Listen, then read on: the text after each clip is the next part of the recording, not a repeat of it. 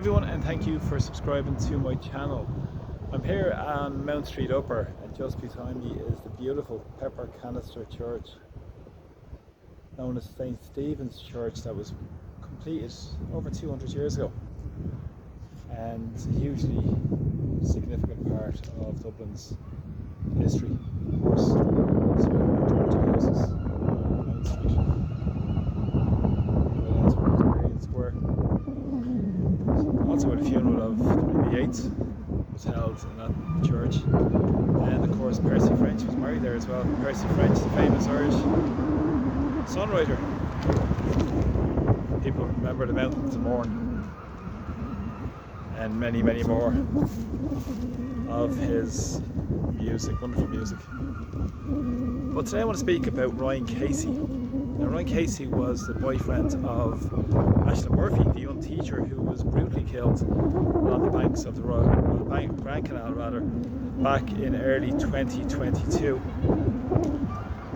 This grabbed massive attention nationally, and it demonstrated the fact that a young woman was out running during the afternoon, broad daylight, and was viciously set upon and murdered.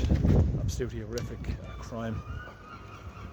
But the trial was held. The man, a Slovakian, Joseph Puska, was found guilty, and Ryan Casey gave a victim impact statement. Now, during the victim impact statement, Ryan Casey made reference to the fact that the country he grew up in didn't feel safe anymore, it was unrecognisable, that a crime would be committed in broad daylight, and of course they had their futures ahead of them, and that was all taken from Ryan and all of Aisling's family, which was absolutely despicable. And of course, the victim impact statement is a very important part of the process in terms of the judicial process in Ireland, where people can speak out to what impact, as victims, heinous crimes have impacted them in an open, honest and forthright manner. And of course it should be reported on and respected. But the big issue was, it wasn't reported on properly by the media. They decided to censor some of his words. And this was down to many journalists who decided to censor what he was saying. Most notably was the Irish Times, who decided not to print the victim impact statement. Now, this wouldn't be acceptable in any other walk of life in terms of any victims not being heard, not being listened to, in silence.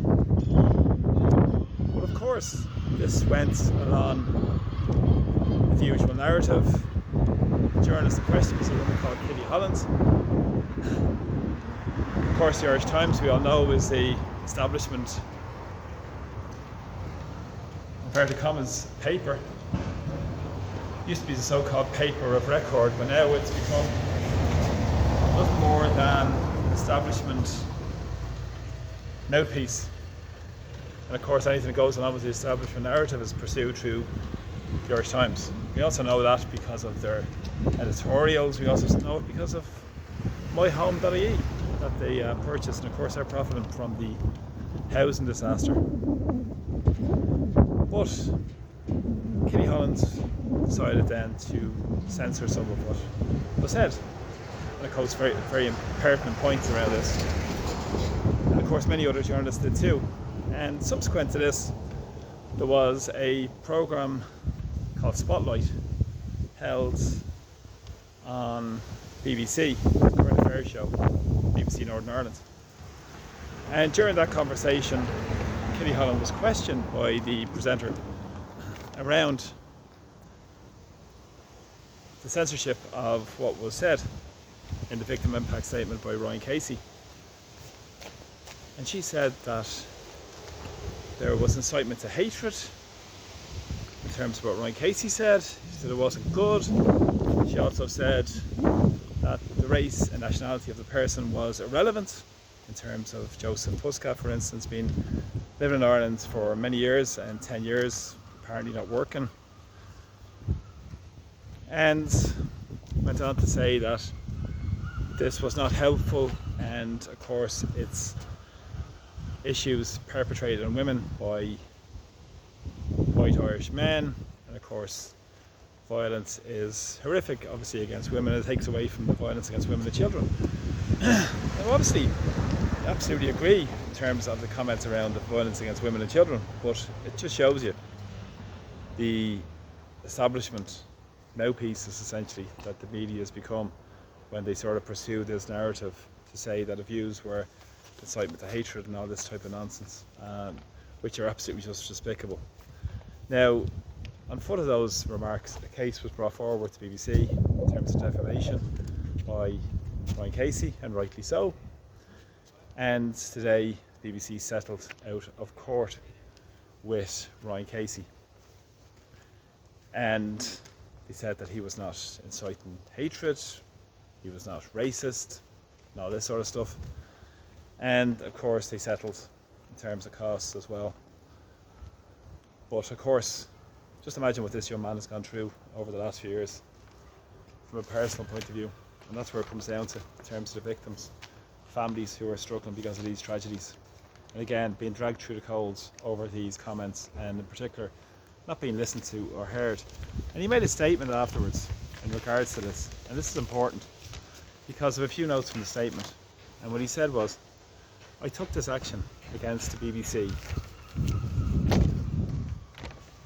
not solely out of anger, but out of the need for accountability and dignity for Aisling, for myself, for our families, and for all the victims who deserve to have their voices heard without such harsh criticism or judgment."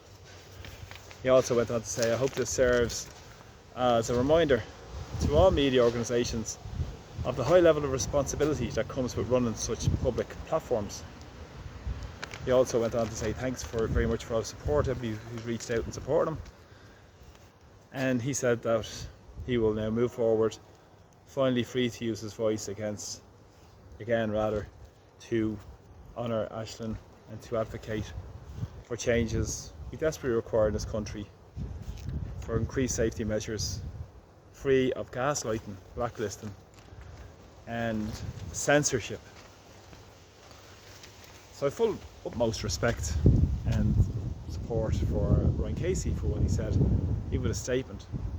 Of course, he's been a completely dignified person and has spoken his mind and his truth on the crimes that were perpetrated against Aisling's family, and of course against women and against his fiancée, which has all been taken from him.